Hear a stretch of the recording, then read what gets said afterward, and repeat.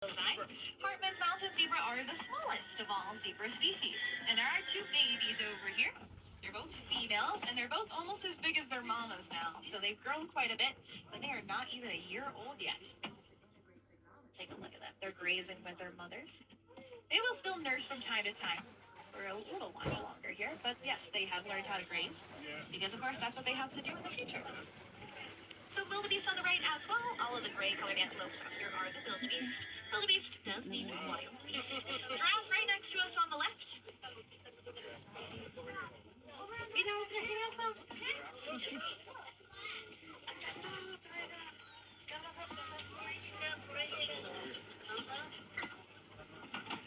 There's another one up here on the right, and even more on the left-hand side. A group of giraffes is called a tower. So this is a tower of giraffes out here. Now, giraffes do spend most of their day eating. In fact, they only sleep for about 30 minutes per day. Giraffes also do sleep standing up, and they can also sleep with their eyes open. That one would be pretty cool, I do have to admit. But I do see some downed trees over this way, which tells me we might be headed into elephant territory. And I already do see an African elephant up ahead.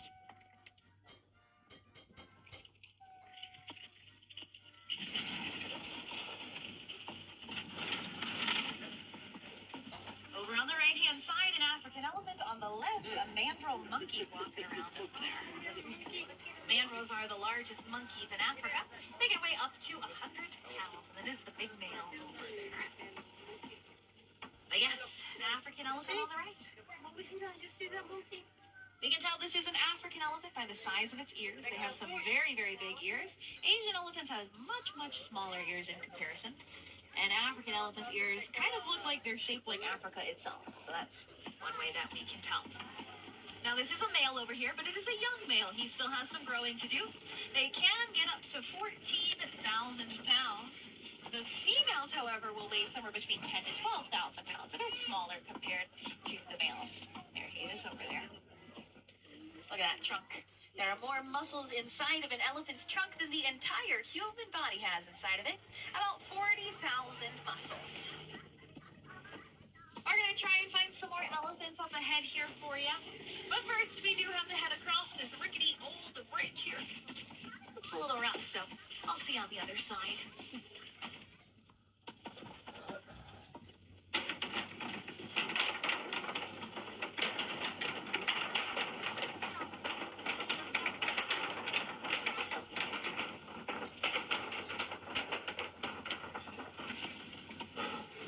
We made it, friends. All right, I knew we would.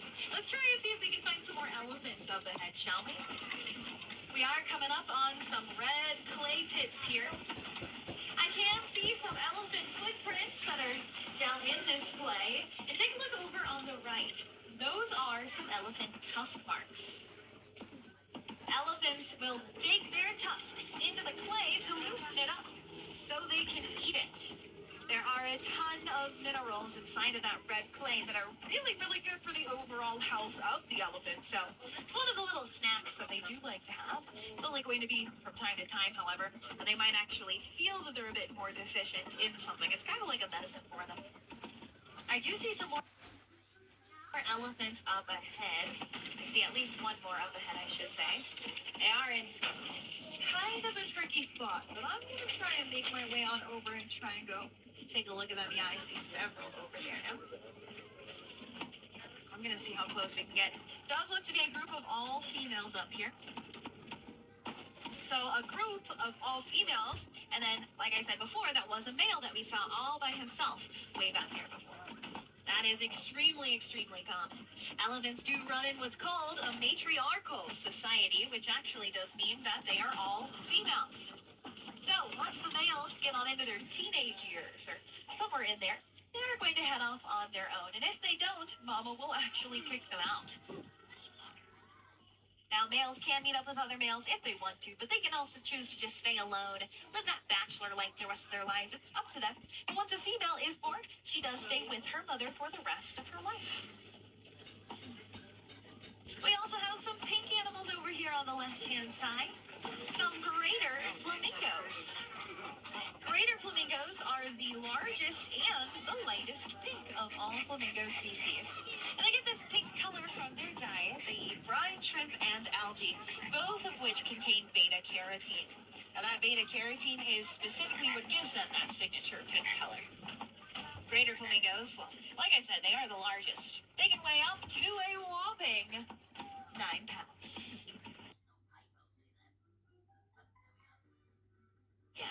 And a group of flamingos is called a flamboyance. So you did just see a flamboyance of flamingos. Not too bad, my friends. We are headed on into the East Savannah now. And I see some white rhinos over here. On the left-hand side, a couple of white rhinos. Try and get you another view of them up ahead here for you. White rhinos are much larger than black rhinos. These guys can weigh up to 5,000 pounds. Now, white rhinos and black rhinos, oh, just kidding, there's some ostrich on the right. Take a look. Ostrich are the largest birds in the world. They're also the fastest land animals on 2 legs. They can run up to 40 miles per hour. All right, back to these white rhinos over here. Like I said, black and white rhinos are actually the exact same color, which is gray. White rhinos get their name from the Afrikaans word white. Now, white to white was a mistranslation. It actually translates to wide, and it refers to that wide upper lip that white rhinos have. So technically, you're looking at the wide rhinos down there. I also do see a couple of cheetah over this way. They're very hard to spot, no pun intended. Way over there, right at the base of those logs, that pile of logs, there's 3 cheetah laying down all around those trees and logs over there.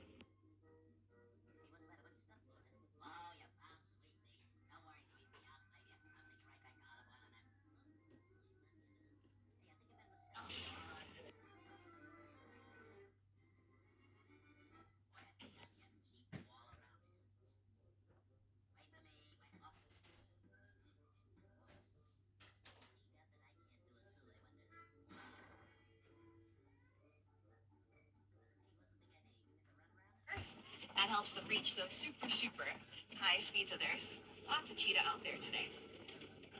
But speaking of lions, this is a Kobe rock formation up here, friends. Lions like to use formations like these to sort of survey the land, see what's going on all around them. So we're going to keep an eye out for a lion up here just in case. Not seeing anybody on this side. Yeah, he's up there. I see a male lion laying down at the front of this Kobe. Right at the front. Yep, there. Rhinos out there. Rhinos on the right, lions on the left. There's a male and a female up there. They're both laying down. They are taking some naps. That's pretty on brand. Lions sleep anywhere from 16 to 20 hours a day. Now, they sleep so much, not out of laziness. It is to conserve their energy. As I mentioned before, lions do their hunting primarily at night. And it is the females in the pride that do the hunting. The males actually stay back. They watch after the cubs. That is their job. There's different roles throughout the pride. Everybody has to play their part to ensure that everything runs smoothly. They're looking like they're enjoying this weather right now, this sunshine, that is for sure. We'll let them take their 20th nap of the day here. Keep moving forward. I do see some warthog burrows, but I'm not seeing any warthogs. Looks like they might be hiding out just a little bit here from us. Not really visible from the road here. We'll take one last look at these white rhinos up here for you. You will see they are rotating their ears around quite a bit. They're listening to everything going on around them. The rhinos don't really have the best eyesight, so they really rely on their hearing to judge about how far away our trucks are from them. They also have an excellent sense of smell, so that's kind of how they navigate the world, through their noses and their ears. Let's see here. There are some warthogs laying down on the left-hand side, right in front of the logs. They look like fuzzy rocks down there, but those are, in fact, warthogs. They have tusks on the top and the bottom. A lot of people don't know that they have bottom tusks as well. They're very, very sharp. There's also some ostrich eggs on the right of the dirt path in the grass in the sunshine there.